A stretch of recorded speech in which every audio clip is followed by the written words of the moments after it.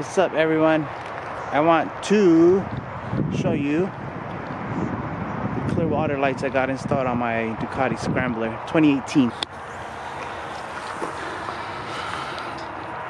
So here you go. They installed them. I had the manufacturer, Ducati, install them.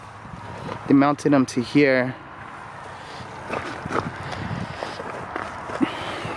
We had thought about mounting them down here at first, but if they would have, the bike would have dropped, it would have broke. As you can see, I've dropped it a couple times. So the upper mount is better.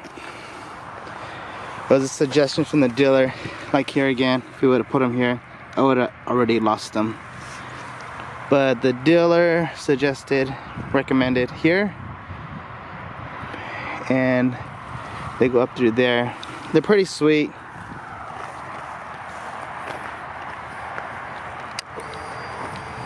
It comes with a toggle switch.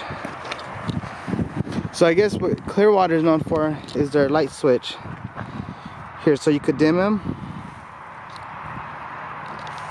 So what I did is I put an L for low and an H for high, because there was times I'm like, am I on low or am I on high?